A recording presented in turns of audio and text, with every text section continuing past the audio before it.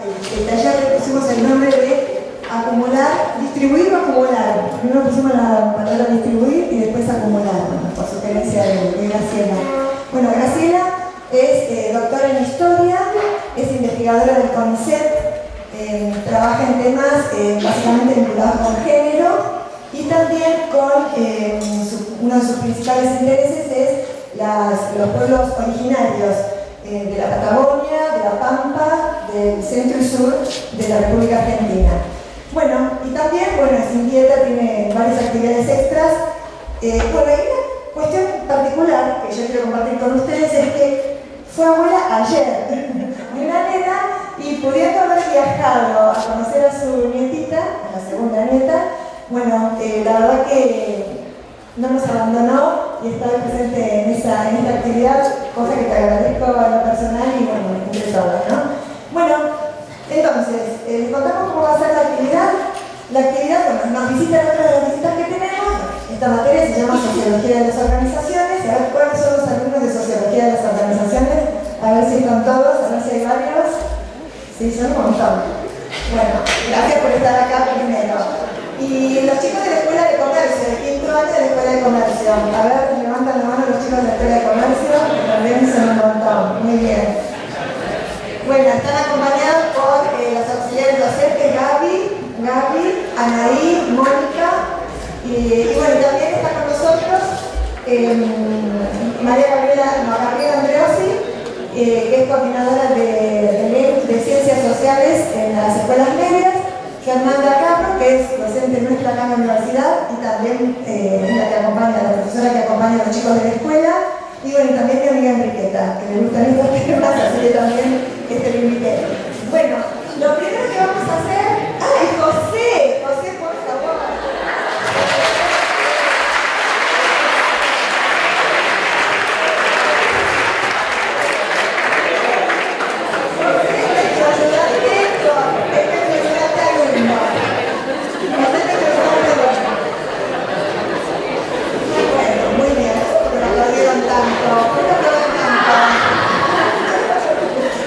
Bueno, y Gastón nos ayuda con la filmografía. Bueno, muy bien.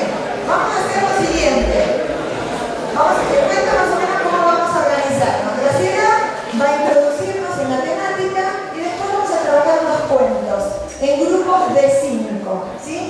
Entonces, ahora, en este ratito, vamos a estirar un ratito para armar los grupos de 5 que lo que queremos es que se intercalen alumnos de la escuela con alumnos de la universidad. Vamos a aprovechar para que sea una experiencia de articulación. ¿Estamos? Bueno, hacemos eso y dividimos ahora.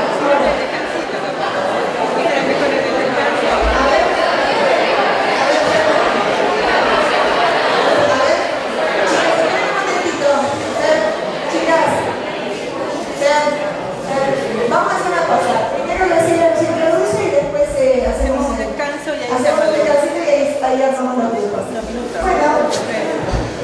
Bueno, buenas tardes, muchas gracias por la invitación.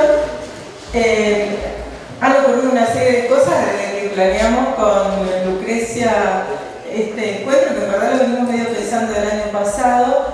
Y bueno, entre las cosas que ocurrieron, la primera a mí me llamó mucho la atención que alumnos de Sociología de las Organizaciones y mi compañera de Actividades Físicas Saludables de la universidad estuviera dando temas de Galeano, ¿no? Entonces me contó que estaban leyendo Galeano, a mí me llamó la atención, hablamos varias veces en esta actividad, ¿no? Que no tiene nada que ver con lo académico, de lo de Galeano, y bueno, vimos que toda esta historia se relacionaba con Lucrecia de una manera personal, con una historia familiar.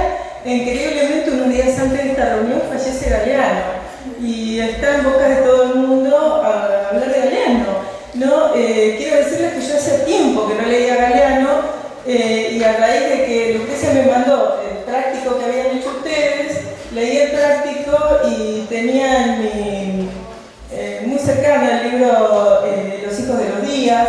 Y bueno, las memorias del fuego las había usado un montón de veces, pero hacía mucho que no las veía, y ahora por esto las volví a ver y de repente era tema en todos los medios de comunicación. que son esas casualidades, esas cosas que ocurren, pero que a uno hace que estas cosas que hace también tengan como un lado que le llame la atención, ¿no? Las complejidades de nuestro estar en el mundo también. Bueno, eso es como anecdótico todo.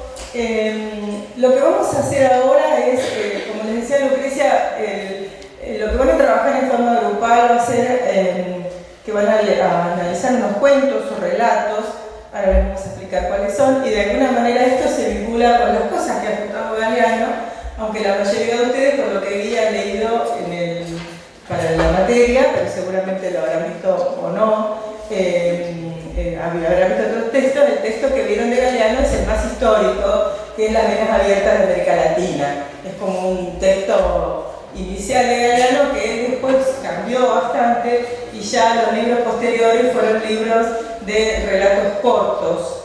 No es que fuera un antropólogo, pero muchos de los relatos que él incluye están tomados de las prácticas sociales que de alguna manera hermoseaba con su pluma. En este caso lo que nosotros vamos a trabajar no son relatos hermoseados o acomodados, ¿no? Sino son relatos tal cual como se han recopilado, o casi tal cual, porque nunca lo he escrito igual a la oralidad, pero que intentan transmitir la oralidad. Y esos relatos que vamos a ver tienen que ver con lo que a mí me parece son reflexiones que han hecho los pueblos y que hacemos todos, aunque a veces no lo tenemos claro, acerca de nuestros problemas, que nos significa, a ver, ¿qué tenemos que hacer? ¿Tenemos que ser personas ahorrativas o más vale queremos ser personas que estamos dispuestas a ser solidarias? Digamos, pero queremos ser personas que acumulamos rápidamente o pensamos que a lo mejor no es tan así, que a lo mejor ayudar a los demás o no preocupamos tanto por lo que tenemos, nos ayuda a vivir mejor. Este tipo de reflexiones, esto lo estoy diciendo en forma muy genérica, pero vamos a tratar de pensarlas puntualizando un poquito en cómo las ha visto la antropología, es decir, en especial la antropología económica. Cuando hablamos de antropología, bueno, ustedes más o menos todos saben que la ciencia del hombre, que estudia a los seres humanos en su totalidad. Claro que inmediatamente piensan, yo digo antropología, ¿ustedes qué piensan? Pueblos indígenas o pueblos originarios, ¿no es cierto? Están pensando en aquella ciencia que estudia a las sociedades que no necesariamente son las sociedades capitalistas, o que hay una búsqueda de entender en nuestras sociedades capitalistas, ¿no es cierto?, restos de otras sociedades que pueden haber sido preindustriales, precapitalistas. En verdad, todo eso tiene un viso de verdad. La antropología surgió cuando Europa quiere conocer aquellos pueblos que no son los europeos. Entonces manda viajeros, antropólogos, que muchos de ellos en muchos lugares no existía, la mayoría de ellos no existía la antropología como ciencia, sino que después con el tiempo se va a ir haciendo, y esas personas iban y observaban cómo era la gente en otras partes del mundo. En verdad, ese es el origen de la antropología. Hoy en día la antropología estudia a todas las sociedades, y hay un antropólogo que dice, antes para hacer antropología teníamos que irnos al África, ¿no es cierto?, a Asia, a algún lugar recóndito de América, y hoy podemos hacer antropología en el propio pasillo de nuestra institución. Podemos hacer antropología educativa y trabajamos en nuestra propia institución que trabajamos, podemos hacer una antropología de la pobreza y nos vamos a trabajar a los barrios del cinturón industrial, y hoy en día la antropología ha hecho un quiebre con todo eso y podemos hacer antropología disputando muchas veces con los sociólogos, y los sociólogos se enojan mucho porque dicen que los antropólogos se han quedado sin objeto de estudio, entonces le disputan el suyo, ¿no? Porque realmente ya no hay barreras, ¿no es cierto? Y muchas veces es muy fino, ¿no es cierto?, el límite entre sociología, entre antropología y también entre historia. Yo vengo de la historia y hice casi siempre ejercicio ilegal de la antropología, hasta que después tuve un director de tesis de doctorado antropólogo, y bueno, la forma que tuve de legalizar de alguna manera esta interrelación entre antropología e historia fue la historia oral, ¿no? La historia oral toma la mayoría de sus estrategias de la antropología. Entonces, si nosotros queremos estudiar, en mi caso, mi tesis doctoral fue mapuches en Bahía Blanca, ¿no es cierto? Entonces, para lograr mis objetivos de vincularme con la cultura mapuche, con las personas mapuches, con aquellos que no se sentían mapuches a sí mismos, pero yo encontraba que compartían con ellos un universo cultural, de creencias y, digamos, todo un acervo cultural. Para hacer todo eso yo hice talleres, hacía talleres con los cuales interactuaba permanentemente, hacía talleres en educación de adultos, en primaria, ¿no? Entonces, las personas que viven en Bahía Blanca, pero están en los primeros ciclos del primario, tanto en escuelas primarias como en centros de alfabetización municipal, que en Bahía Blanca todavía quedan unos restos, que son del antiguo programa de alfabetización de inicios de la democracia con Alfonsín, yo trabajé prácticamente en todos los centros municipales. Entonces hacía talleres de memoria, de historia y memoria, donde trabajamos temas de la historia, pero a partir de las memorias de las personas. Pero también se incluían las historias personales. En este contexto de estos talleres y de este trabajo, que es más antropológico que historia, ¿no es cierto? Yo recopilé muchas de las historias que trabajé sobre esta temática de los debates acerca de distribuir o ahorrarse y acumular. Para este taller yo seleccioné algunos, no son todos productos de mi trabajo de campo, otros son tomados de otras personas que hicieron recopilaciones de textos similares, ¿no? Con todo esto les estoy diciendo, bueno, todas estas interrelaciones que tienen las ciencias, pero que también nos lleva a los planteos que la antropología se ha hecho sobre la economía. Pensamos en esto para encontrar un punto de conexión entre una actividad, el tipo de la que se estaba pensando para su materia, y información que ya les digo, en historia, pero en una relación directa con la antropología y bueno, todavía no me genera problemas de identidad a esta altura, pero durante mucho tiempo para los antropólogos podría llegar a ser historiador, aunque los antropólogos me reconocen más como propia, pero los historiadores no, en general me consideran más antropóloga que historiadora por el tipo de práctica de investigación, aunque mi título es el de doctora, pero bueno, he trabajado. Esto que vamos a trabajar, yo lo vinculo con la historia oral, pero bien podría ser una práctica de tipo antropológica. Esto, de alguna manera, estoy haciendo una presentación, pero estoy diciendo con qué tipo de material vamos a trabajar. Es un material fragmentado, no es un material que ha pasado por la pluma de alguien que escribe, ¿no es cierto? Entonces muchas veces lo vamos a ver como pedacitos de cosas. La idea es trabajar en un taller con estos relatos, que algunos son más redondos, digamos, como más una historia, y otros que son como pedacitos. La idea es trabajar con estos pedacitos entre todo y poder ver un poco la complejidad de estas reflexiones que tienen sobre qué hacemos, ¿no es cierto?, con los bienes materiales, qué significa el dinero. Son reflexiones, por supuesto, muy generales. No sé si no tenemos experiencia de haber trabajado, digamos, un taller con este tipo de cosas con gente de las ciencias económicas, digamos, ¿no? Que tienen por allí otra mirada diferente a la que tenemos desde las ciencias sociales. Pero bueno, vamos a hacer el intento y esperemos que les resulte entretenido. Entre las cosas que pensamos, voy a escribir algunos nombres.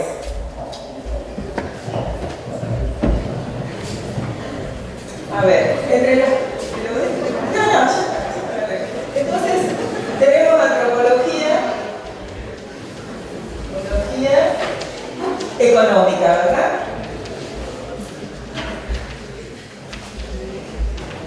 Y si pensamos en el título, vieron que el título era, dijimos que era distribuir o acumular.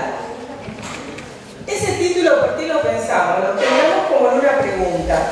En general, cuando nosotros pensamos en pueblos, a ver, ustedes imagínense que tenemos que pensar cómo vivían los pueblos de acá, de esta zona, antes de la llegada de los blancos.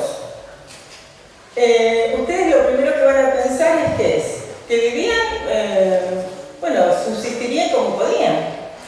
Es decir, el tema de la subsistencia parece como básico. básico, ¿qué iban a hacer? Subsistían, ¿no? Tratarían de estar cerca de donde hay agua, tratarían de, porque todos necesitamos agua, tratarían de manejarse por los lugares por donde circulaban los animales que se podían cazar. Pensemos en guanaco, avestruces, ¿no es cierto?, que son las grandes presas, o presas más pequeñas, como pueden ser las nutrias de los arroyos, o la mara, o la perdiz copetona, ¿no es cierto?, que son especies anteriores a la llegada de los blancos. Entonces siempre tenemos la representación que antes de la llegada de las sociedades industriales, la forma de vida de las personas y la circulación de bienes estaba solo, solo manejada por la subsistencia, ¿no? Y no había otra cosa más. Ese tipo de cosas que los pueblos originarios, que los pueblos de todas partes del mundo, que los pueblos preindustriales, solo se manejaban por la necesidad y la subsistencia era la base de todo. Hoy la antropología y la antropología económica lo ha dejado de lado. No queremos decir que la necesidad no genere prácticas sociales, pero queremos decir que todos los pueblos, desde épocas inmemoriales, han tenido circulación de bienes en forma simbólica. Es decir, las personas siempre han intercambiado. Es más, consideramos que el propio origen de la cultura es el intercambio. Para un antropólogo estructuralista, la cultura, y ha sido muy criticado por eso desde el feminismo, cosa que yo también estoy de acuerdo, pero dice que la cultura aparece por el intercambio de mujeres, ¿no? Entonces, un grupo le da las mujeres a otro grupo y este grupo le da a las otras. Ese intercambio, del cual las mujeres no serían sujetos sino objetos, fue el origen de la cultura. En general es bastante crítica porque entonces la historia sería solo de los varones. Pero lo que es cierto es que si lo pensamos en otras cosas, las sociedades siempre han coexistido porque se han intercambiado cosas, ¿no? Y muchas veces las cosas son muy variadas. Por ejemplo, Margaret Smith, una antropóloga norteamericana que trabajó en varios lugares, ella recopiló varios poemas o escritos, ¿no? Donde la gente de un lugar decía: los mejores zapallos no son para mí, son para regalar, ¿no? Entonces, si un grupo sabe que lo mejor que tiene no se lo puede apropiar, lo tiene que regalar, la circulación de bienes va a ser lo que va a unir a los grupos.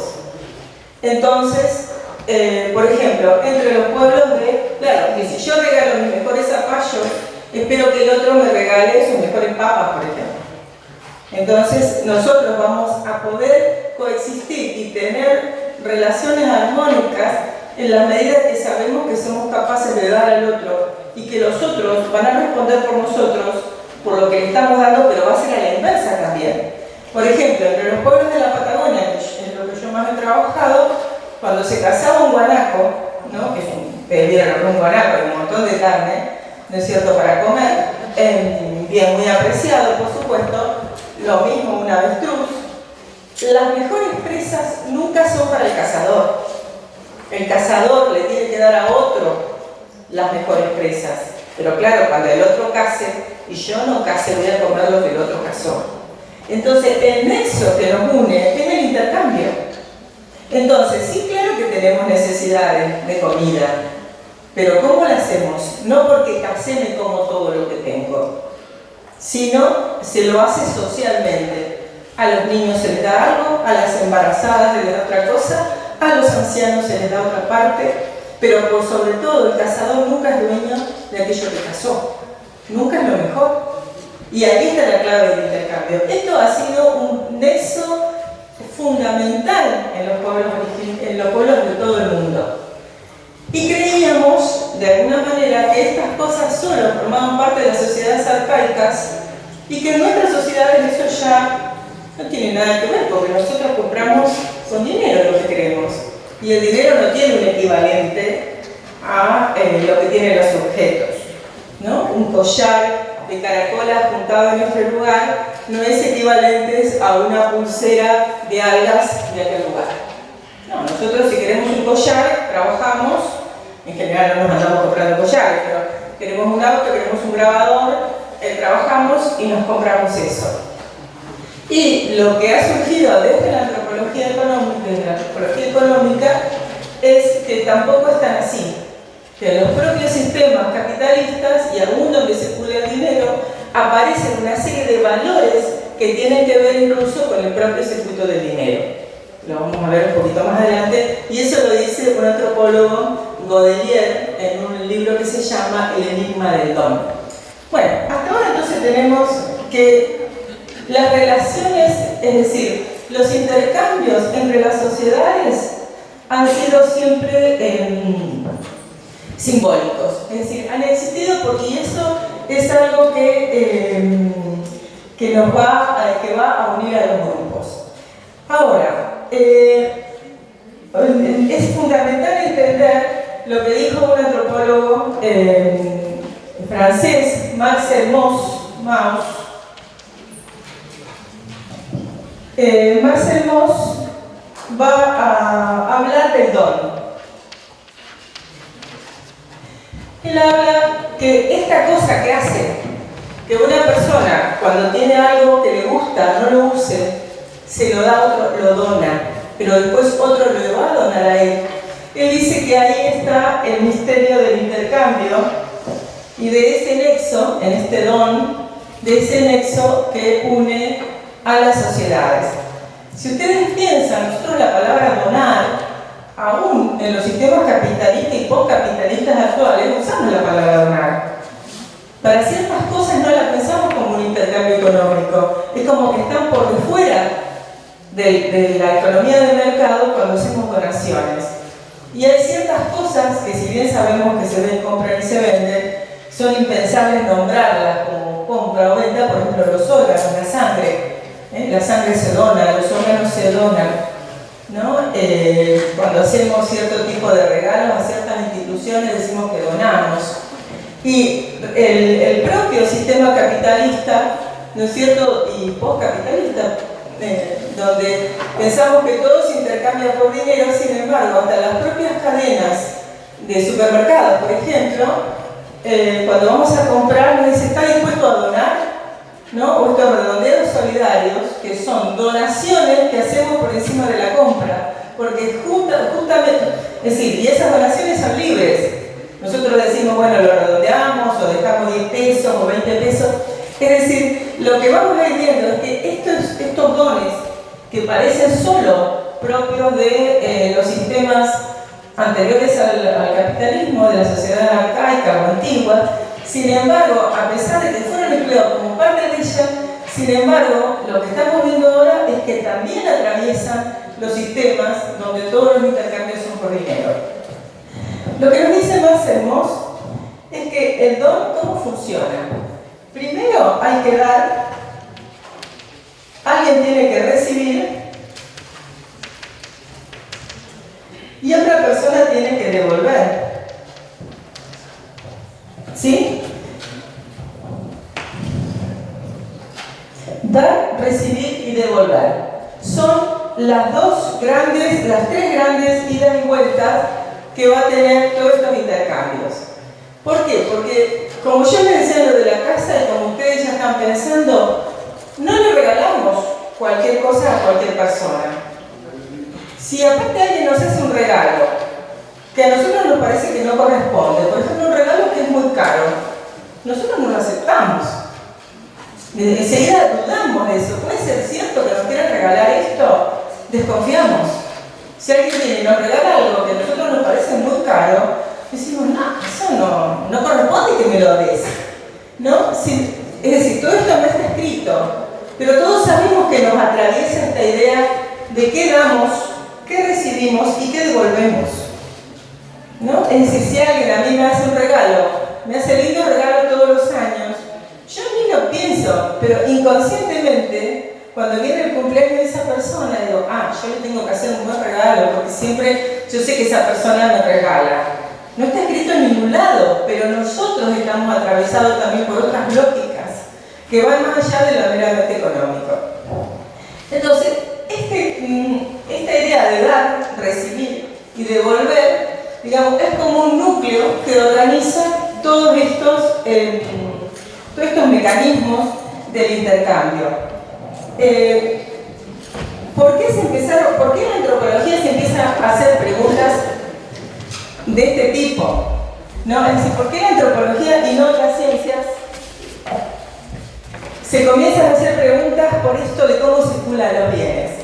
Las preguntas comenzaron cuando había cosas que no cerraban, ¿no? Por ejemplo, va un antropólogo, venido un antropólogo, en verdad venía de las ciencias duras,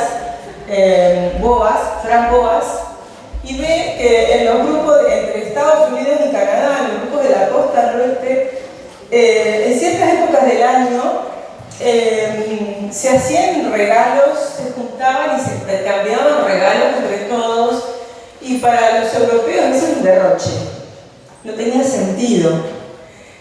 Entonces, después empezaron a ver, bueno, lo que pasa es que tiene un sentido, porque algunos se enriquecen, pero empezando a ver el sentido de la fiesta y de los intercambios, bueno, a lo largo del tiempo se fueron escribiendo distintos libros sobre esto, porque algunos dicen que mucha gente quedaba más pobre, otra quedaba más rica. Lo que es cierto que la familia se unía en esos regalos, que también fueron cambiando en la medida que entraron los blancos, porque hubo algunos grupos que por la venta de pieles y alimentos a los franceses, ingleses que llegaban a la zona, se habían enriquecido.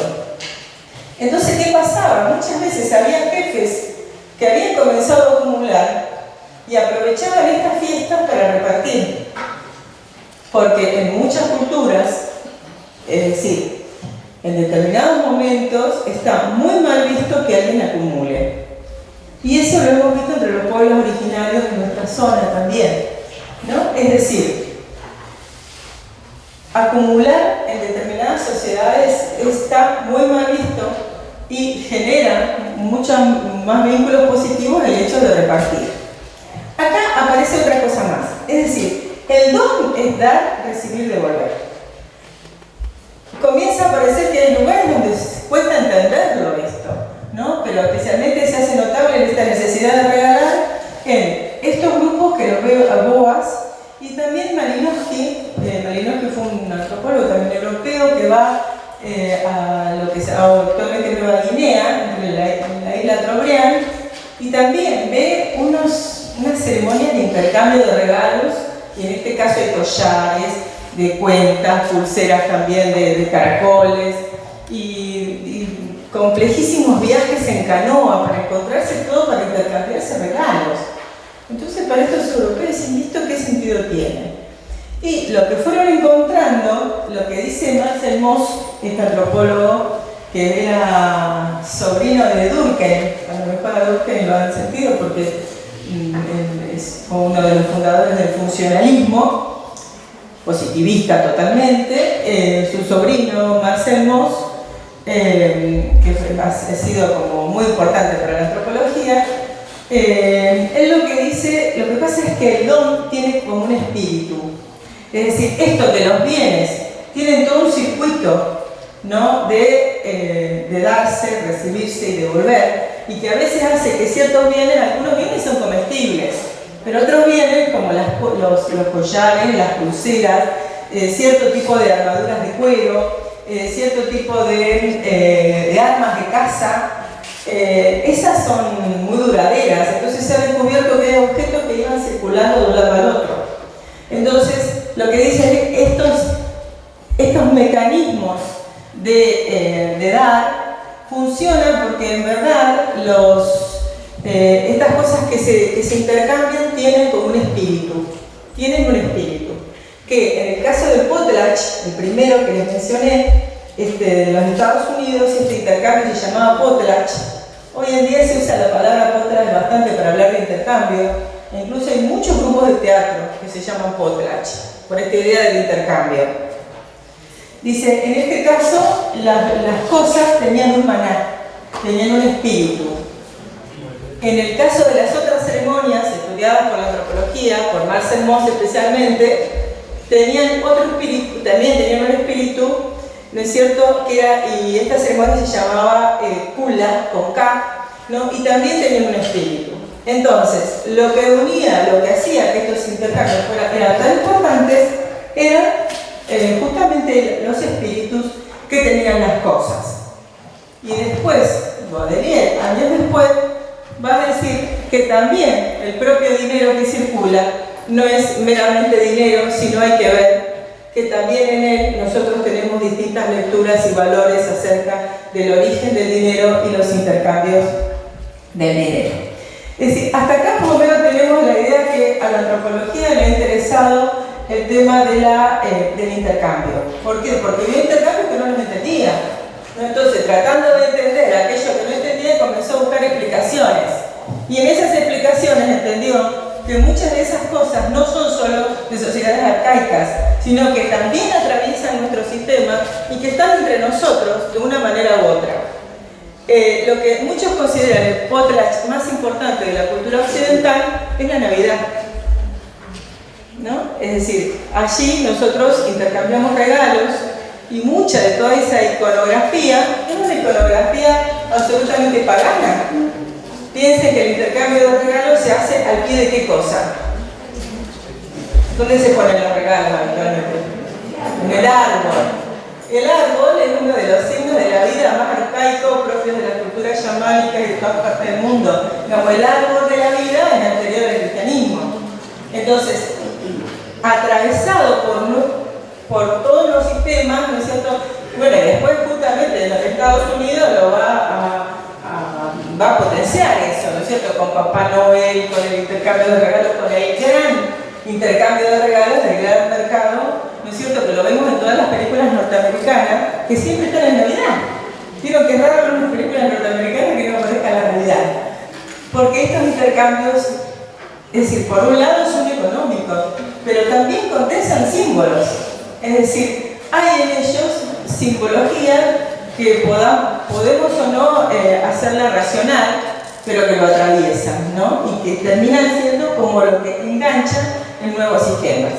Entonces, tenemos por un lado la complejidad del don, ¿no es cierto? Y por otro lado, tenemos, básicamente, cuáles son los principales mecanismos por los cuales se da, se recibe y se devuelve. Una acotación al margen. Por ejemplo, cuando venía, estoy pensando en un blanco en una sociedad indígena. Lucio Mansilla, militar, va a la famosa excursión a los indios ranqueles. Va a La Pampa. Lleva su comida. Cuando se termina la comida, dice que quiere comprarla. Quiere comprar comida para comer, ¿no? Y entonces le dicen, no, acá la comida no se compra. ¿Cómo no se compra? No, dice, acá la comida se pide, es decir, alguien te la tiene que dar. Y dice, sí, pero si la pido, y bueno, dice, después tenés que devolverla. ¿No? Es decir, a vos te van a dar comida, tenés que aceptarla y después tenés que devolverla. Y le dicen, y bueno, pero ¿y si yo no la devuelvo? No, dice, eso no puede ser. Vos la tenés que devolver. Claro, y Luis Mansilla le dice, y si yo no lo hago, y bueno, lo hará algún familiar tuyo. Alguien tiene que responder por vos. Es impensable que si a uno le den algo, no lo devuelva. Porque si lo devuelve, implica como una declaración de guerra, ¿no? Es algo muy serio no devolver, como es algo muy serio no recibir. Es decir, si a alguien le regala algo, alguien regala algo a alguien, debe aceptarlo y luego debe devolver. Porque esa es la lógica de cómo funciona. Ahora, este circuito que ustedes verán que de alguna manera yo creo que en todas las sociedades existen, ¿no? Es decir, qué cosas aceptamos como regalos, qué cosas no, cuándo consideramos que tenemos obligaciones y deberes, en qué grupos y en qué sostiene Cristo. Es decir, atraviesa todas nuestras prácticas, ¿no? Ahora, lo que es cierto que también existe como, esto lo pensó otro antropólogo, Polanyi, que existen como sistemas, ¿no es cierto?, como tres grandes formas de intercambios. Pero este sistema atraviesa todo, pero básicamente decimos que hay una forma que es la reciprocidad. Los intercambios recíprocos se considera que han existido en todas las sociedades del mundo en el origen de toda organización en sociedades donde no hay clases sociales, ¿no? Donde son todos iguales, ¿no? Imagínense un grupo de humanos en un lugar en el mundo, viviendo, usando las cosas que encuentran en la naturaleza, intercambiando entre ellos y con otros grupos, seguramente ya haciendo actividades no todas como recursos económicos, porque los pueblos siempre han pintado, de hecho no sabemos las razones, pero si vamos a cierre la ventana vamos a encontrar pinturas rupestres, han hecho ceremonias, han buscado cosas por el mero gusto del color, de la forma, ¿no es cierto? Pero estos pueblos que no han tenido todavía clases sociales, ¿no? Pueden tener un cacique, pero ese cacique no ordena, a lo sumo aconseja, ¿no? Pero no tiene capacidad de coerción y decir a una persona vos haces esto. En esos grupos la forma de funcionar siempre se dice es el intercambio directo. Yo te regalo un libro, vos me regalás un libro. Entre los mapuches, regalarse algo formaba luego parte como de un parentesco ficticio. Yo te regalo un cordero, vos me regalás un cordero. Somos como hermanos que nos regalamos un cordero. Entonces son relaciones recíprocas. Vos me diste un cordero, yo te doy un cordero. Vos me diste un libro, yo te devuelvo un libro, cuando te lo puedes devolver, pero sabemos que lo estamos viviendo. Eso es reciprocidad pura, así simple.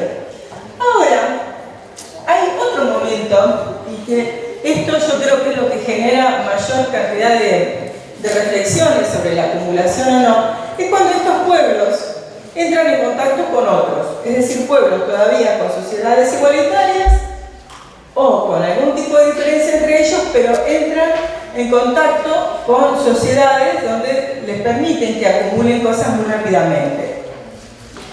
Que sería el caso de aquellos comerciantes, por ejemplo, que vendían cueros, que les comentaba en Estados Unidos y Canadá, ¿no es cierto?, que le venden a los franceses, a los ingleses y pueden acumular dinero, pueden acumular cosas que los otros no tienen, por ejemplo, armas de fuego, ¿no? De repente entran las armas de fuego y cierta persona que es la que se convirtió en el vocero del grupo, la que vende, o es el cacique, o tiene un lugar importante, ¿no es cierto?, comienza a acumular. Esta persona, para no recibir sanciones de parte del grupo, ¿qué tiene que hacer? Tiene que redistribuir aquello que acumuló. Entonces siempre se dice que las formas de intercambio es una, la reciprocidad, otra, la redistribución. Por ejemplo, entre nosotros, que alguien, porque tiene un familiar que produce lapiceras, tiene cantidad de lapiceras, más cantidad de lapiceras de las que puede usar. Entonces, ¿qué hace? Viene y regala. Es decir, redistribuye aquello que obtuvo de una manera fácil, digamos, que otra persona no podría acumular tantas lapiceras. Entonces, esto le hace generar prestigio, ¿no es cierto? Porque la persona redistribuye y los demás no necesariamente le pueden devolver, porque los demás no tienen esa capacidad de ir y que me regalen cosas. Entonces, ¿qué pasa? Esa persona que redistribuye por allí puede pedir favores de otro tipo, puede pedir que le ayuden a construir su casa, puede pedir que lo ayuden a hacer una guerra a otro vecino, porque él es bueno, está regalando cosas, entonces puede requerir algún tipo de prestaciones que vayan más allá de lo económico porque puede redistribuir. Y también es cierto que está muy mal visto la persona que acumula. Por ejemplo, un ejemplo claro para que ustedes vean qué pasa en sociedad donde se puede acumular. Por ejemplo, donde no se puede acumular. En los pueblos originarios de la zona, cuando venían los blancos, muchas veces le regalaban al cacique, le regalaban barriles de vino o de aguardiente o de alguna de esas bebidas terribles que usaban los marineros en esa época. Venían y se lo traían al cacique. Entre los pueblos originarios, las bebidas alcohólicas eran una rareza. Algunas veces, cuando había alguna semilla o algún fruto que se podía fermentar, se hacía lo que se llama chicha, una bebida de fermentación directa que en poco tiempo se consumía, porque nunca era mucha, ¿no? Entonces se tomaba a lo mejor una bebida alcohólica una vez al año, cuando maduraba la algarroba o cuando había piñones. Entonces era una rareza. Y siempre se compartía. Cuando llegan las bebidas alcohólicas, el cacique no se puede guardar un barril de vino o un barril de ron para tomar cuando vengan sus amistades. ¿qué tiene que hacer? Lo tiene que repartir ya, porque si no, está muy mal visto el que acumula y no reparte. Entonces muchas de las imágenes que tenemos de los pueblos originarios tienen que ver con eso. Cuando llegan los blancos, traen las bebidas alcohólicas, las reparten, ¿y qué va a pasar? Se emborrachan todos. Porque la bebida era para todos, ¿no? Era para todos porque había que redistribuir. Entonces, en muchas culturas, y eso lo van a ver en varias de las historias, es muy peligroso acumular. Es muy peligroso acumular. Hay que repartir porque socialmente está mal visto acumular. Y la otra de las economías, la otra forma de que circule los bienes es el mercado. Ya cuando conseguimos las cosas porque pagamos por ellas. No es. Nosotros hoy sabemos cuánto vale este banco, cuánto estamos dispuestos a pagar por una mochila, por un celular, por lo que sea. ¿No? Ya no tiene entrar en ese circuito. Lo que estamos viendo que a pesar de eso podemos encontrar ciertas cosas que tienen que ver con estos mecanismos. En los cuentos que van a ver ustedes aparece la idea de la posible acumulación de bienes. Son casi siempre cuentos de tesoros. La temática del tesoro enterrado, del tesoro escondido o de los entierros es una temática que ustedes habrán visto en el cine infinidad de veces, ¿no? El tema, bueno, en Perla Negra, La maldición de Perla Negra, aparecen tesoros, películas sobre diamantes, los diamantes son eternos, ahora no me acuerdo de ninguna. Bueno, todas las películas de Indiana Jones, por ejemplo, a veces los pueblos tienen tesoros. Es decir, la temática del tesoro escondido y peligroso siempre es una temática recurrente del cine, pero es una temática de las más comunes de escuchar entre la gente que todavía perdura una tradición de relato heredado familiarmente, cuando no se ha cortado ciertas tradiciones. Yo durante mucho tiempo lo asociaba solo a los pueblos originarios. Yo he recopilado muchísimos relatos del tesoro acá en Bahía Blanca, ¿no? Es decir, de gente que dice que sabía que había un tesoro, pero no lo sacó porque es peligroso, porque siempre los tesoros están cuidados por espíritus, por luces, por eso muchas veces se lo asocia a las luces malas, porque a veces los tesoros están juntos con huesos de personas, que se lo asocia a la conquista del desierto. Entonces siempre erraron sus bienes, para que quede algo si un día vuelven, pero a la vez los mataron, quedaron los muertos allí. Entonces, usufructuar de eso, sacar ese tesoro, es muy peligroso. Y algunos dicen, yo podría ser rico, pero nunca hubiera hecho eso, porque eso es de otra gente, de otra herencia. Y otros dicen, no, nosotros quisimos sacarlo, pero no pudimos, porque los tesoros corren. Las historias de cómo se marcan los tesoros, o con qué se asocian los tesoros, vamos a ver que son muchísimas, por eso no se las voy a contar, y es lo que ustedes tienen que ver cómo aparece esto, todos estos conflictos, de los cuales por supuesto no tenemos la última palabra, porque lo que estamos viendo es la complejidad de todo este pensamiento, ¿no es cierto? Pero van a ver historias de tesoros escondidos que en esta zona, tanto en la Argentina como en Chile, en algunos casos hay historias de Chile, porque yo he trabajado mucho con migrantes chilenos también. En estos talleres que les cuento que hacía, muchos eran de provincias patagónicas y muchas de las personas habían venido de Chile, compartiendo la misma atmósfera cultural del pueblo mapuche. Todos pueblos que sufrieron la conquista del desierto de un lado o la conquista de la Araucanía del otro, ¿no? Esto ocurrió en el siglo XIX, ¿no es cierto? 1876 en adelante. Así que, 78, perdón, en adelante, entonces ustedes tendrían historias de gente que vio que venía el ejército, entonces enterró sus cosas y quedaron ahí. Pueblos que aparte gustaban usar mucha plata.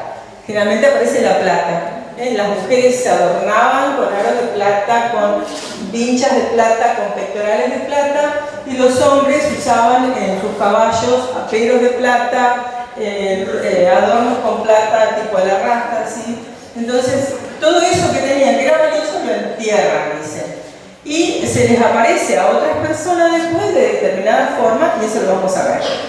Es decir, lo que vamos a ver son historias de estos tesoros enterrados llamados entierros, que también aparecen en el norte argentino y aparecen en otros lugares como por ejemplo, y de eso no hay ninguno, no seleccioné ninguno para este taller, pero aparecen en la guerra del Paraguay también, ¿no es cierto? Los vencidos, cuando ven que se tienen que ir, que entierran sus cosas. Y casi siempre lo que dice la gente, aunque no seleccioné ninguna historia, me parece que en los cuentos de ustedes no está, siempre dicen que enterraban las cosas porque no había bancos. Y yo, ¿por qué lo enterrarían? ¿Y si no hay bancos? Es decir, siempre haciendo una apelación al banco que es, digamos, el ícono del sistema capitalista. Dice antes, si no tenías banco, ¿qué hacías? Lo enterrabas. Entonces, bueno, con la idea de volver a buscarlo. Estos cuentos, cuando yo estaba encontrando más cuentos que nunca, como ahora de Galeano, porque veces que a uno las cosas le empiezan a cerrar, cuando yo estaba encontrando tantos cuentos de tesoros enterrados acá en Bahía Blanca, llega un español a dar un seminario en la Universidad del Sur sobre narrativa. Y él sabe que estaba trabajando cuentos que en este caso yo no los encontraba en la narrativa oral. Yo los tengo gente que me los ha contado. Entonces yo lo transcribo y eso es lo que ustedes van a ver. Pero él lo que había encontrado en fuentes escritas, historias de españoles que salieron en busca de los tesoros enterrados. Imagínense de quién. ¿Quiénes habrán enterrado los tesoros en España cuando fueron sacados? Los moros. ¿No? La invasión árabe o mora, que duró 8 siglos en España, cuando son sacados, junto con la conquista del desierto para la misma época, perdón, con la conquista de América, para la misma época, ya a fines del siglo XV, los moros entierran sus cosas. Entonces, hay historias de gente que vuelve a España buscando la herencia de sus parientes. Sus parientes se fueron, pero él les cuenta que dejaron bienes enterrados.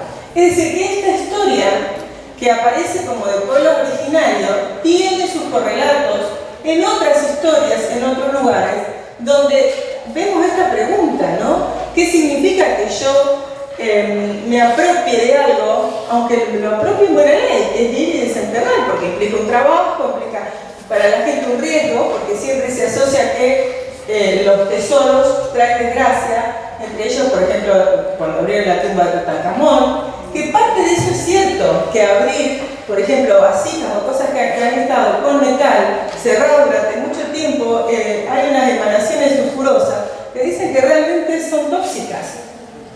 Entonces hay también una base de verdad, pero bueno, la cantidad de espíritus y de cosas que se aparecen con los tesoros son realmente increíbles. Entonces hay esta temática, hay un cuento, uno solo, de una temática inversa, donde alguien sufre porque enterró sus bienes para que ningún familiar se apropie de ellos y se muere sin decirle a nadie que dejó enterrado sus bienes. Entonces esta persona, vamos a ver que su alma no la pasa muy bien porque fue egoísta, fue incapaz de hacer algo que es la base de nuestra sociedad, que es el intercambio. Es decir, si yo no estoy dispuesto a intercambiar, y bueno, les pasan cosas, al menos en los relatos. En la práctica hay gente que no intercambia y le va fantástico. Pero en los relatos parece que la psiquis nos juega ahí una mala pasada y no nos permite ser felices acumulando. Tampoco lo permite el cine. Fíjense que es muy raro que alguien que agarre los tesoros, no se maten todos entre ellos, terminen todos re mal, porque es distinto cuando Indiana Jones logra sacar los tesoros del pueblo, pero no se lo queda a él, se lo da al pueblo que era su dueño. En esos casos no pasa nada. Pero fíjense que eso, ya llevado al cine contemporáneo, sin embargo es como que hay una cierta forma de significación que no nos permite todavía legitimar que está bueno enriquecerse rápidamente y apropiarse de cosas de otros que sufrieron, porque aquellos que lo dejaron fue porque sufrieron. Y después, y ya termino, así hacemos un descansito y ya se cortan un poco, hay otra temática que tiene que ver claramente con el intercambio, que es la de la Salamanca. ¿Les suena algún tema del folclore de la Salamanca, salamanqueando para mí, o a los grandes sí, a los jóvenes? Si miran el mapa de la Argentina, después googleenlo, busquen Salamanca. Van a ver la cantidad de cerros Salamanca que hay, de norte a sur. Porque hay Salamanca desde Jujuy hasta Santa Cruz. En todos lados hay Cerro Salamanca. Quiere decir que más allá del pueblo originario que ya estaba en el lugar, en esta mezcla con la llegada de los españoles, porque nunca hay que ver a las culturas aisladas, también a las culturas tenemos que verlas en ese intercambio. Si no, lo que hacemos es una especie de muestreo de cosas y no entendemos el funcionamiento. Si miramos de norte a sur, vamos a ver Cerro Salamanca. Salamanca, ustedes saben que es una universidad de España, ¿verdad? Y hay un dicho que dice: lo que la cura no da, Salamanca no presta, ¿no? Es decir, que si no tenemos muchas luces, la Universidad de Salamanca no nos viene a dar regalitos, ¿no? Y bueno, la Universidad de Salamanca es una universidad que se fundó en la Edad Media, de las primeras universidades europeas. Y estaba la creencia que los estudiantes, para salir bien en los exámenes, no era que le hacían regalos a los profesores y profesoras, sino que hacían pactos diabólicos para que el diablo los ayude y que les fuera bien. Cuando vienen los españoles a América y ven reuniones secretas de distintos tipos, diría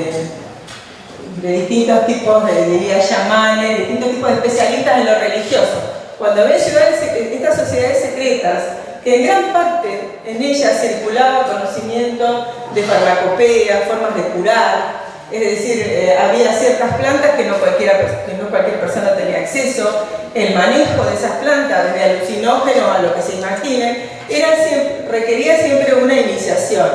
Entonces, cuando vienen los españoles y se encuentran con estas organizaciones secretas, le llaman Salamanca a todas ellas. Y Cerro Salamanca es porque alguien cree que en ese lugar se hacían estas reuniones. Estas reuniones secretas se hacían por distintas razones, pero básicamente una de ellas es acceder no a bienes materiales, también eran bienes materiales, pero la más comentada para ir a la Salamanca es para obtener o beneficios en el amor, ¿no? Es decir, conseguir que aquella mujer o hombre que no nos miraba, ir a la Salamanca, a veces le dan un yuyo o algo y ya, es decir, un gualicho que aparece de norte a sur. Aprender a hacer oficios que eran muy difíciles. Por ejemplo, ser un buen domador se puede obtener en la Salamanca. Una de las más comunes, y es un tema muy común de nuestro folclore, es aprender a ser guitarrero. Todavía yo conozco jóvenes en el campo, en la pampa, que tocan con otra afinación, y ese es el temple del diablo, aprendido por sus ancestros en la Salamanca. El salamanquero toca distinto. Y de ahora se ha hecho todo como una tradición que se aprende, digamos. Pero esto viene porque estos conocimientos rápidos se obtienen en la Salamanca. Los animales y las cosas que aparecen en la Salamanca son muy similares a los que rodean a los tesoros enterrados. Y también la Salamanca puede ser un lugar de oro y plata, en el cual la persona, si sabe burlar a todos los cuidadores de la Salamanca, se puede enriquecer rápidamente. Muchas veces, mucha gente que se enriqueció rápidamente se enferma y se muere muy rápido, o sus familiares empiezan a morir. ¿Por qué? Porque dice que el diablo se venga porque sacó cosas de la Salamanca.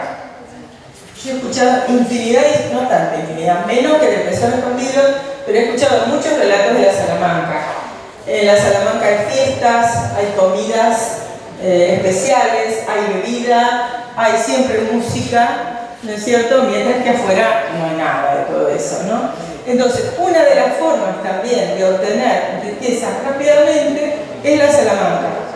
Pero bueno, también hay que correr riesgos, porque hay que entrar a un lugar que está custodiado por el diablo. Es decir, hay una tradición europea, una tradición americana, se mezclan, porque en todos estos casos vamos a ver que la mezcla es lo que la caracteriza, pero en todas partes de esta discusión central que nos propusimos pensar en este taller, que es ¿qué nos pasa si acumulamos? ¿No? ¿Qué problemas hay? Y qué desafíos implica para las personas cuando están decididas a acumular. Por ejemplo, una de las cosas para sacar tesoros escondidos o enterrados o tapados, les digo que Vélez Arfield legisló sobre los tapados, que yo no me he puesto a buscarlo porque me enteré el otro día, me dijo un abogado, decía, pero no viste que Vélez Arfield legisló sobre los tapados. Yo no lo hice, no lo busqué, pero es una cosa que tengo pendiente de hacerlo.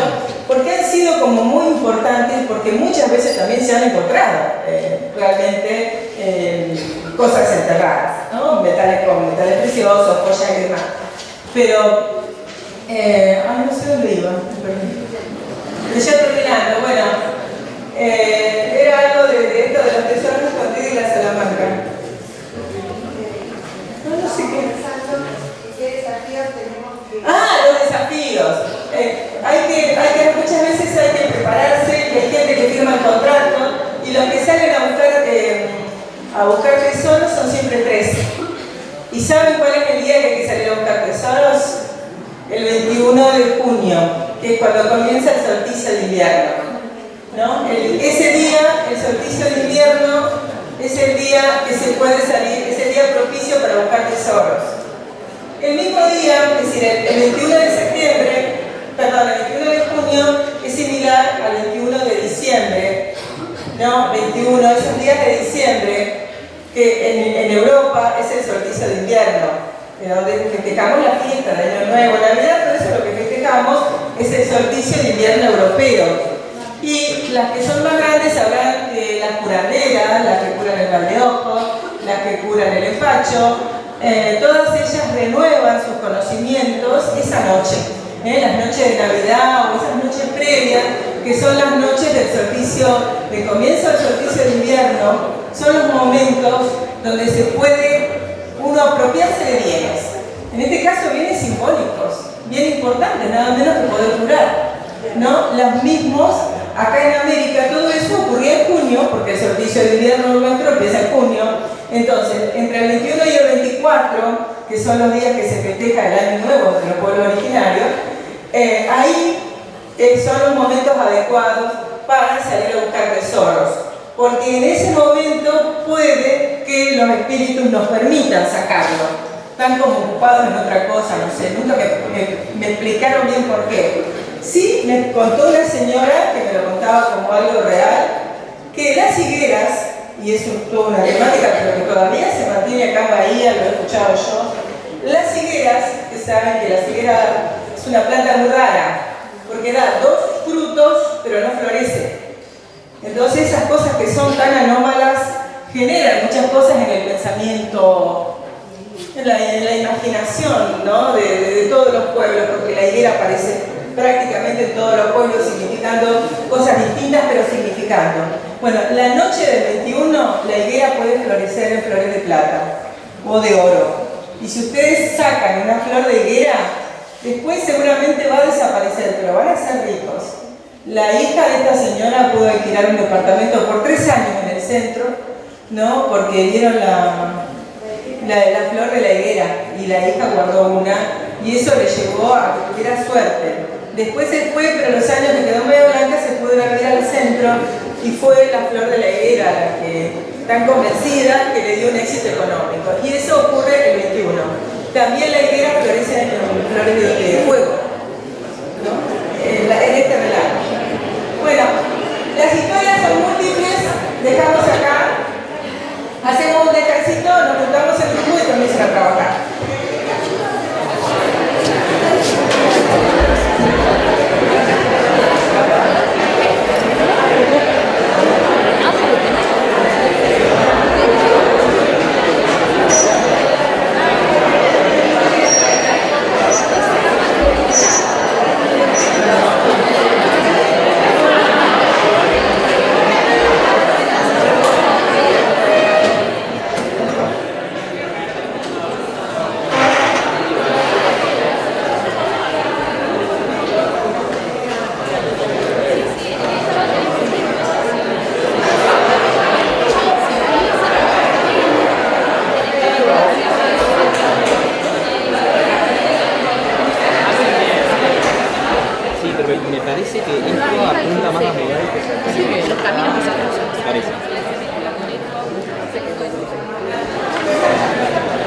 Les voy a contar una historia que sucedió en mi familia. Mi mamá es checoslovaca. Vino a la Argentina en 1919 y toda su familia quedó allá. Ella me contó no hace tanto que su abuelo una noche vio en una lomada una luz, le extrañó que durante toda la noche o gran parte estuvo esa luz. Entonces a la mañana fue a ver qué pasaba o qué había pasado, vio la tierra removida, escarbó un poco y encontró un balde con monedas de oro. Bueno, la verdad que al abuelo le fue bien, no le pasó ninguna desgracia, se quedó con las monedas y hace poco un familiar que todavía vive en Eslovaquia, es ahora, me mandó una foto porque mi bisabuelo hizo hacer una cruz en ese lugar con su nombre y la fecha en agradecimiento al premio que había recibido. Pero fíjense qué interesante que puso una cruz, ¿no? Puso un símbolo claramente religioso, un regalo, porque bueno, como todos estos bienes se vinculan en el plano simbólico con el mundo de las creencias, ¿no? Con el mundo, y en este caso, bueno, la cruz es un claro ejemplo de la religión cristiana, ¿verdad? Bueno, ¿qué les parece? Para hacer la fiesta vamos a tener que escucharnos. La idea sería que no leer los cuentos porque sería muy largo y podrían hablar muy poco si ya nos quedan solo unos 25 minutos. La idea sería que los que tienen el cuento número 1, que tienen el cuento número 1, comiencen explicando qué es lo que les pareció ya el cuento y así sucesivamente. A ver, el cuento número 1.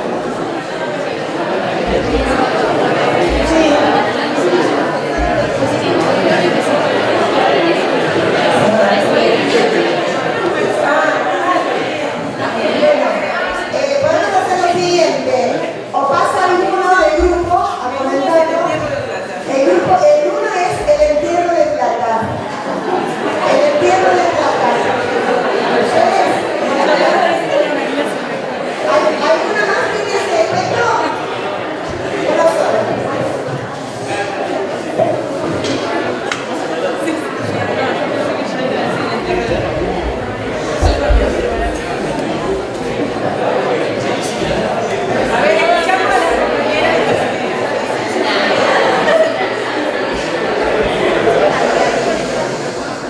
Bueno, nuestro cuento se llama El entierro de plata.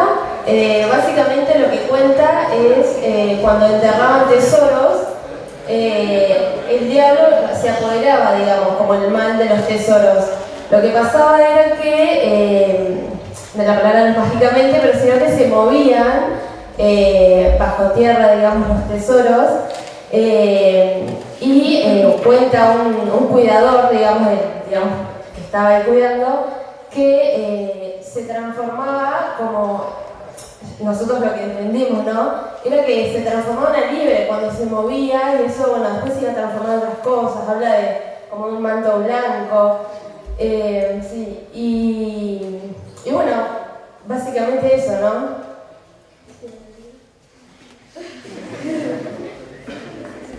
Está bien. A ver, a mí de ese cuento, El entierro de plata, ese lo recopiló un lingüista chileno que falleció hace unos años, Curamonchi, el apellido es japonés, pero el lingüista vivió toda la vida en Chile, y vieron que asocia el entierro de los tesoros a la época de la llegada de los Wincas, dice. ¿Vieron? Es decir, si bien los relatos tienen como muchos elementos de ficción, hay ciertos elementos que claramente marcan un momento histórico. En general se enterraron cuando llegaban los Wincas. Los Wincas son los blancos, ¿no? Es una palabra que no se sabe el origen, para muchos significa ladrón, ¿no? Porque venía el blanco a sacarle las tierras y demás a los pueblos originarios. El narrador dice, en la época de los Wincas, aparecen todas las historias que habíamos asociado en casi todos los tesoros, que se mueven los tesoros o que se mueven las luces que indican dónde está el tesoro. Hay una ubicación geográfica, ¿no es cierto?, del volcán Yaima, donde la persona lo ve, ¿no es cierto?, y aparecen distintos nombres para el diablo. Se habla del diablo y se habla del Huecufú.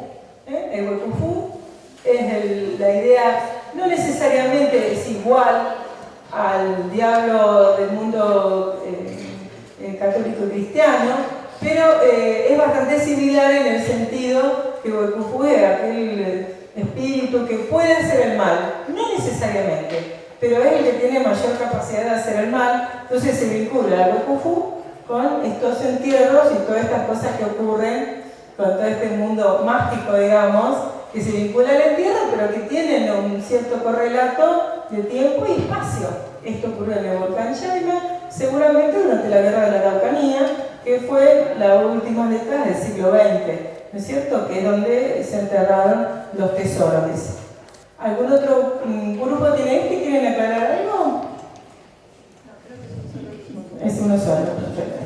Bueno, vamos el 2. El 2 es los tesoros del tiempo de los indios. ¿Quién lo tiene? ¿Quién tiene el 2? Los tesoros del tiempo de los indios.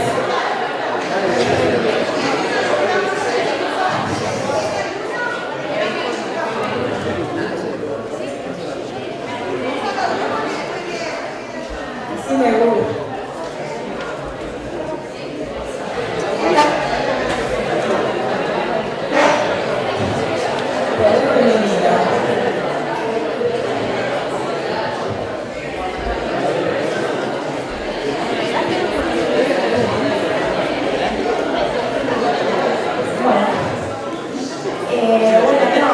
Nuestro cuento básicamente es sobre una mujer que habla sobre su padre que va a buscar agua al arroyo y en ese momento se le aparece una llama celeste y él dice que haga como sí, que tiene que clavar un cuchillo para que digamos para marcar dónde salía esa llama, pero primero va a dejar el agua y después cuando vuelve la llama no estaba más.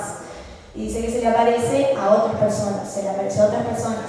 Y esas personas fueron a buscar el tesoro, dice que fueron de noche y acompañados porque tenía miedo que se le aparezca, no sé, Satanás, dice ahí. Y bueno, nada, y se enterraron ahí y encontraron un tesoro. Nosotros también tenemos el mismo y es algo parecido con el cuento de ella. Nosotros también tenemos el mismo cuento y nada, o sea, lo que dijo ella coincidimos. Pero también quería agregar que es algo parecido a lo que contó ella, de que también aparecía en medio de una luz, bueno, en este caso fuego, pero que se encontraba un tesoro y nada de eso. Entender que se movían también. No, que al principio habla de los cantaritos que ella nos contó que eran vasijas donde guardaban los tesoros y que el padre pensaba... Claro, y el padre pensaba que antes ahí podría haber habido un cementerio porque decían que los enterraban a los indios ahí, pero bueno, capaz que era lo del tesoro. A mí me parece interesante esto de esta historia, me parece interesante, la recopilé yo, queda como que está buena porque la recopilé yo, pero me parece interesante que fuera cerca de un cementerio. Porque es cierto, en general, en prácticamente toda la cultura de los pueblos originarios, a la gente se le enterraba con sus bienes personales. Y si sus bienes personales eran de plata, se lo desenterraban. Y muchas veces saben que el huaqueo o el robo de piezas arqueológicas es muy común en toda América, ¿no? Y los cementerios con mucha frecuencia se descargan, quizás no encontrando grandes tesoros, pero sí el collar de la propietaria, sus aros, ¿no es cierto? Eso lo seguimos viendo hoy en día, ¿no? Entonces aparece el cementerio y esta asociación de tesoros con personas muertas, y después, ¿quiénes se beneficiaron con ese oro, con ese tesoro? ¿Dónde está la muestra de que el tesoro lo sacaron? Sí, ¿y qué tienen en Villarrica? Tienen una ferretería en Villarrica. En general hay que pensar que los ferreteros de Villarrica no han sido los pueblos originarios del lugar. En general fueron los llamados pioneros, los que ponen ferretería, ¿no es cierto? Entonces, eso que era de los indígenas, ¿dónde fue a parar? A otros. Fue a parar a los mexicanos porque tienen una ferretería, no solo tuvieron suerte,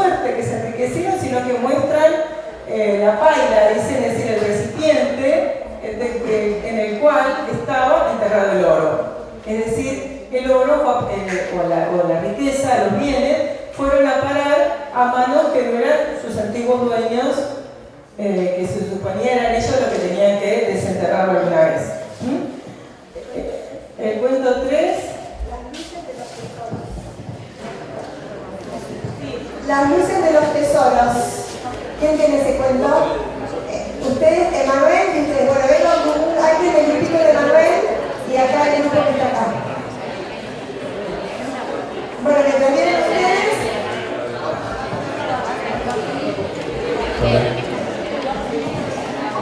Bueno, las luces del tesoro se llama. Era una señora que el padrastro lo mandó a buscar un tesoro. Le dio un gallo y le dijo, cuando cante el gallo va a dar a luz. Y se fue con el gallo, pero el gallo nunca cantó. Y nada, le volvió y diciendo que era todo mentira, ¿no? Y le cuenta algo de la... O sea, acá no entendíamos mucho lo que quiso decir la señora. Se recopilé yo también. Dice que el padrastro, o sea, ella decía que la plata cuando quiere arder empieza a levantar en llamas. Sí. ¿Eso qué quiere decir? Que la plata, lo que ella, ¿me escuchan? La idea es que la plata está enterrada, pero hay momentos que por más que existe, la plata no se puede guardar, sale de la tierra, sale y hace llamas. El tema es que a veces pareciera por la historia que lo que se corre es el propio tesoro, pero otras veces como que el tesoro queda ahí, pero esa llama que produce es la que dispara. ¿No es cierto? Esta mujer, esta señora de Villa Rosario, y había tenido una muy mala relación con su padrastro.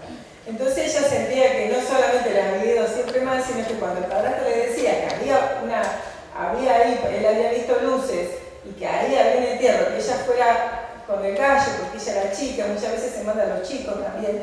Y ella dice, mire, que yo iba con el gallo, pues el gallo nunca me ha contado, me decía. No, y ella estaba convencida de que eso era así. Y después, bueno, ella no tuvo suerte, como no le tuvo suerte, ella contaba toda su historia contando como que era alguien que nunca había tenido suerte. Ni siquiera cuando ese tesoro estaba, y el gallo debería haber cantado, pero bueno, ella, si tuviéramos la historia más extensa, veríamos que ella siente que nunca tuvo suerte, ¿no? Sí. Y después cuenta la historia de que el tío había sacado un entierro y que desapareció. Y después cuenta que cuando ella era muy chiquitita, que decía que los chicos salían a ver cosas, ella ve 3 patitos y que lo siguen y que van hasta una planta y los patitos desaparecen y después de esa planta sacan una palanganita. Como que al final encontró un tesoro. Sí, pero no ella. Es decir, encuentra una palanganita que sí, pero ella nunca llegó a tener ningún tesoro. Lo que ella contaba que un poco las historias de vida de la gente que le ha ido mal es que cerca mío había tesoro. A mí nunca me tocó. Estaban, pero a mí nunca me tocaron. Eso también es más complejo que esta cuestión de distribuir que generamos como gran pregunta, que muchas veces la gente cuenta eso. Yo he estado rodeada del lugar donde estas cosas están, pero a mí nunca me tocó. Porque hay otra historia. Ella después me cuenta una historia de un tipo de cántaros que no son comunes, que tienen forma de pato justamente, que si hoy en día lo encontraba un arqueólogo gana fortuna por el tipo de vasija, ¿no? Por el formato. Pero también ella nunca se pudo quedar con nada y bueno, no ha tenido buena suerte. Les propongo ver el cuento número 10, porque es un cuento diferente a esto, para cambiar un poquito de temática. ¿Quién tiene el 10? El 10 es el condenado que había enterrado sus bienes por egoísmo. Sí, el condenado que había enterrado sus bienes por egoísmo. ¿Allá? ¿Quiere venir acá a contarlo?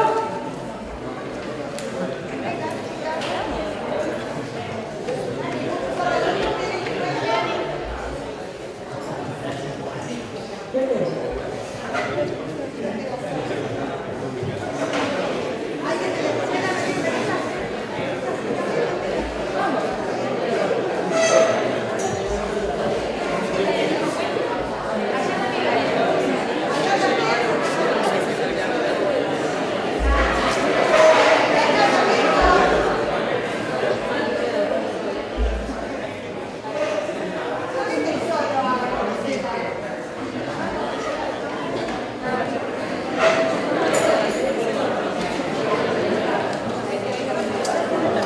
Bueno, el cuento se llama El condenado que había enterrado sus bienes por egoísmo.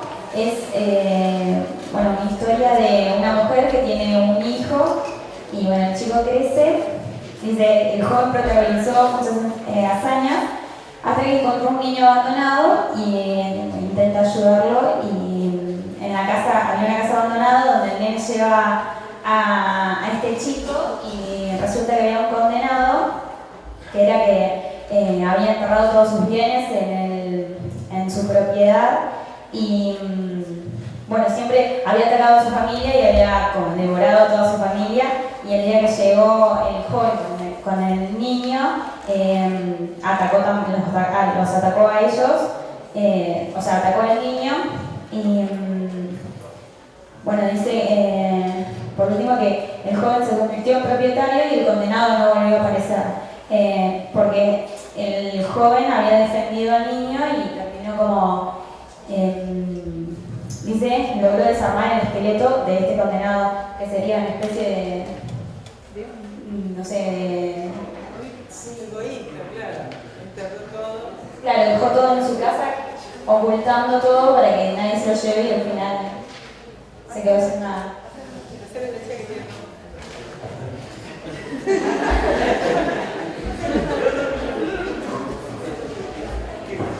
Bueno, era más o menos lo que hablaba Graciela. El tema de distribuir o acumular, que acá en el condenado lo que se puede ver es que al acumular, se vio condenado al hecho de luego devorar a su familia y termina distribuyendo su riqueza a este chico que nació de una mamá que no podía en principio tener hijos, y al final la riqueza terminó pasando a él. Entonces se podría llegar a la conclusión que al final los que no tenían terminaron obteniendo lo que el condenado en su momento no supo distribuir. No quiso.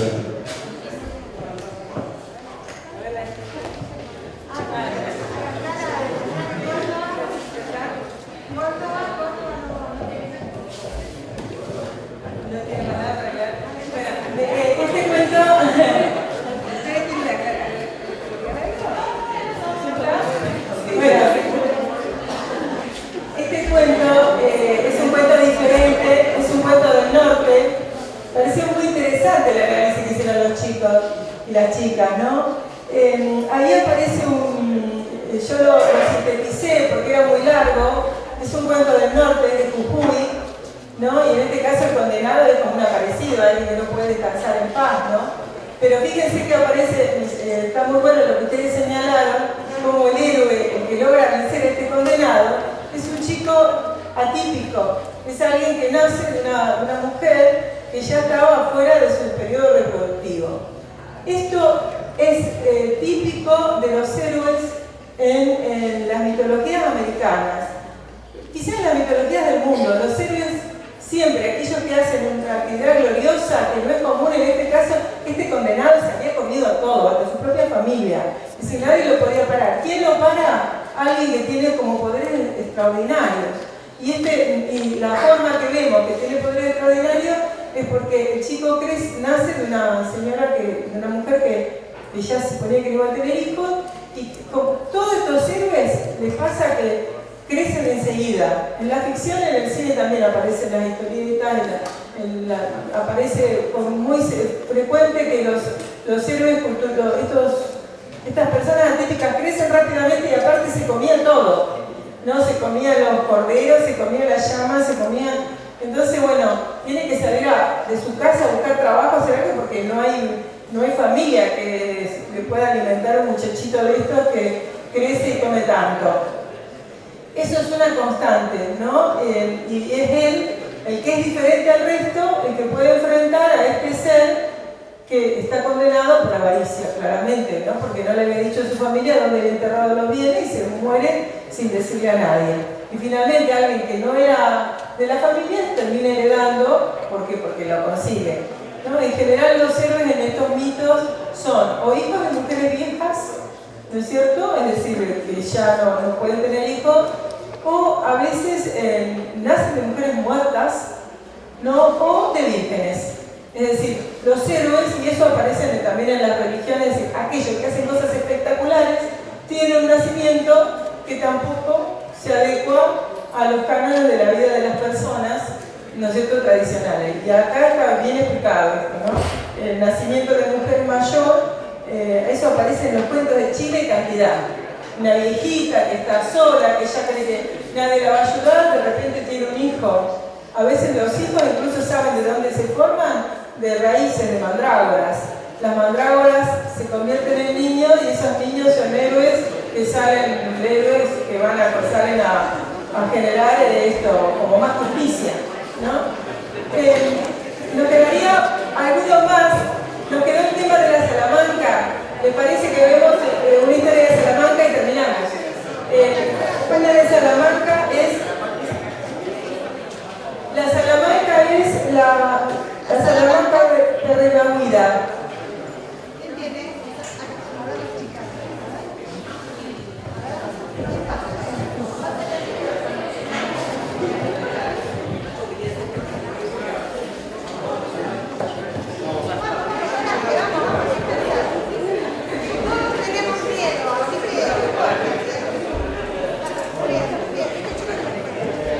La Salamanca de Renahuida habla de un chico que entra a un centro y hace un pacto con el diablo y de esta manera consigue tener éxito en la vida. O sea, después adquiere varias propiedades y bueno, eso.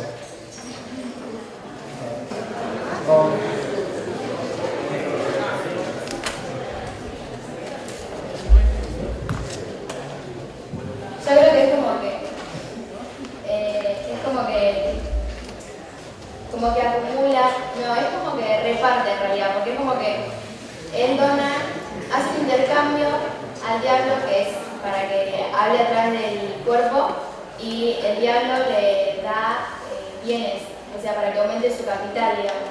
Como que después del chico que entra al cerro se vuelve capitalista.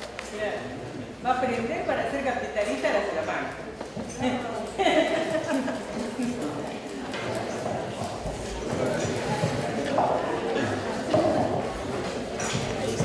A ver, a mí me llamó la atención este cuento, pensé en ustedes, porque entre las cosas que se puede aprender en la Salamanca, generalmente a tocar la guitarra, a tener éxito en el amor, a ser buen domador. En algunos casos he encontrado relatos tardíos donde van a la Salamanca para tener suerte en la escuela, ¿no? Y en este caso va a la Salamanca para ser capitalista. Pareciera que son dos sistemas diferentes, ¿no? Porque uno es una obtención mágica de bienes y digamos el capitalismo parece bastante concreto. Sin embargo, miren cómo se produce la mezcla y en este caso este joven se convierte en estanciero. Nada menos, no parece muy afecto a repartir, sino que se enriquece porque los demás no tienen suerte. Y lo que cuenta acá un poco es que algunos van y no se animan. Este se enriqueció porque se animó. Tuvo coraje, pasó por todo eso y se convirtió en una persona, es decir, quiso ser capitalista y aprendió a ser capitalista. Y por lo tanto se convierte en estanciero, ¿no? Así que bueno, es una de estas mezclas, ¿no es cierto?, que decíamos que tan complejas, donde aparecen relatos de este tipo para cosas que parecieran que no tendrían que ser distintas, sin embargo acá están. Bueno, ya no tenemos tiempo de más nada. Bueno, para cerrar, ya nos vamos. Tienen una historia cada uno, llévensela, los chicos de la escuela la seguirán trabajando en clase, las auxiliares y las chicas de allá también. Los chicos de la uni la seguimos trabajando en la clase que viene.